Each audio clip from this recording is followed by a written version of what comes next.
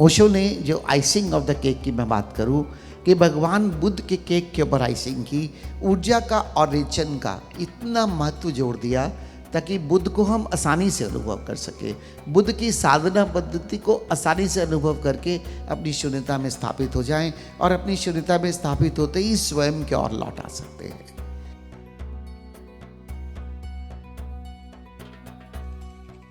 बुद्ध की साधना पद्धति ओशो की दृष्टि में भगवान बुद्ध ने जो देखने और दिखाने की प्रक्रिया की सबसे ज़्यादा महत्वता बताई कि कैसे इस देखने और दिखाने की प्रक्रिया में हम लोग विचारों से पार जाकर मन की शांत अवस्था को अनुभव कर सकते हैं या कहो एक निर्विचार अवस्था को अनुभव कर सकते हैं, स्वयं के भीतर की शांत अवस्था को, शांति को अनुभव कर सकते हैं। और वही शांति हमें शून्यता से जोड़ती है जो हमारे भीतर हमारा होना है, और उस शून्यता में ही हमें अपनी स्वयं की उपलब्धि होती है। भगवान बुद्ध की साधना पद्धति में जैसे हम कहें आइसिंग ऑन द केक, और ओशो ने जो जोड़ा ऊर्जा का जागरण कि किस तरह से अगर हम ऊर्जा को जागृत करते हैं और उसके बाद हम बुद्ध की साधना पद्धति को, इस विटनेसिंग कॉन्शियसनेस को अनुभव करते हैं, तो हम बहुत सरलता से अपने भीतर की शुद्धता के साथ एसोसिएट हो सकते हैं। क्योंकि भगवान बुद्ध को गए हजारों साल हो गए और उस समय की जो मानवता थी, उस समय जो जीने की शैली थी और जो आज की जीने की शैली है, उसमें इतना अंतर आ चुका है कि पहले हम सीधे ही शांत हो सकते थे। भगवान बुद्ध चक्रबण की बात करते थे, उनके बौद्ध भिक्षु चक्रबण करते हुए अपने खाने का, अपने भोजन का इंतज़ाम करते थे, लेकिन दूर गांव में जाना पड़ता था और चलते चलते भी उन्होंने होश और विटनेसिंग कॉन्शियसनेस की बात की, लेकिन उस चक्रबण से ही थोड़ी ऊर्जा का जागरण भी होता था। लेकिन इतनी ऊर्जा का जागरण और कैथार्सिस की आवश्यकता नहीं होती थी क्योंकि मन थोड़े शांत होते थे। लेकिन आज के युग में ओशो कहते हैं भगवान बुद्ध की पद्धति से पहले रेचन आवश्यक है, और उस रेचन के बाद जब ऊर्जा का जागरण होता है तो भगवान बुद्ध की पद्धति बहुत सरलता से हम अनुभव कर सकते हैं। चाहे हम सांस को देखें, चाहे हम शरीर को देखें, चाहे हम भीतर की शून्यता को देखें, हम बहुत सरलता से अपने पास लौट आ सकते हैं। और इसी में जब ऊर्जा की जागरण की हम बात करते हैं या रेचन की बात करते हैं, तो जैसे इस सत्र में हम कुंडलिनी जागरण का उपयोग करेंगे।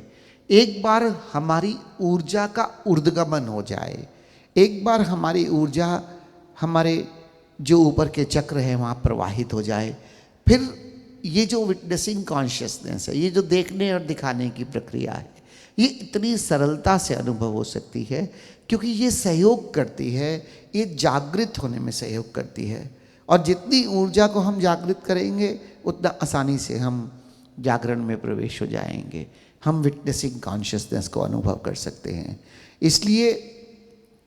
ओशो ने जो आइसिंग ऑफ द केक की मैं बात करूं कि भगवान बुद्ध के केक के ऊपर आइसिंग की ऊर्जा का और रेचन का इतना महत्व जोड़ दिया ताकि बुद्ध को हम आसानी से अनुभव कर सके, बुद्ध की साधना पद्धति को आसानी से अनुभव करके अपनी शून्यता में स्थापित हो जाएं और अपनी शून्यता में स्थापित होते ही स्वयं की ओर लौट आ सकते हैं। और इसी को हम अनुभव भी करेंगे आने वाले 6 दिनों में कि कैसे ऊर्जा का सहयोग हमें इस देखने और दिखाने की प्रक्रिया में, इस विटनेसिंग कॉन्शियसनेस में सहयोग करता है। और एक बार हमें वो नैक आ जाए कि हम कैसे शून्य हो जाएं, कैसे मन से बाहर चले जाएं,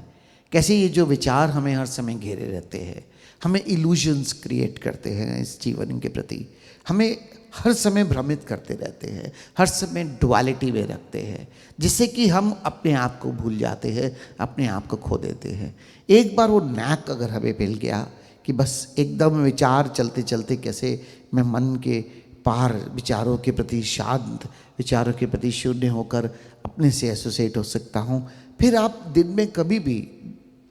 ऐसा कर सकते हैं। ध्यान की जो भी टेक्निक है,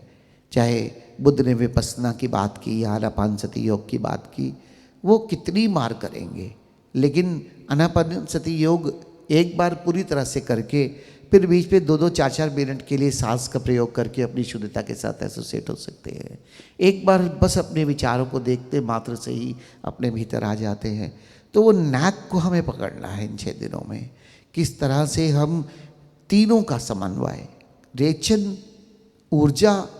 और हमारे विटनेसिंग कॉन्शियसनेस, इस देखने और दिखाने की प्रक्रिया या टेक्निक कहो या आनापानसति कहो या विपस्सना कहो, इन तीनों का समन्वय और कॉम्बिनेशन करके हम इतनी सरलता से स्वयं को पा सकते हैं आज के युग में।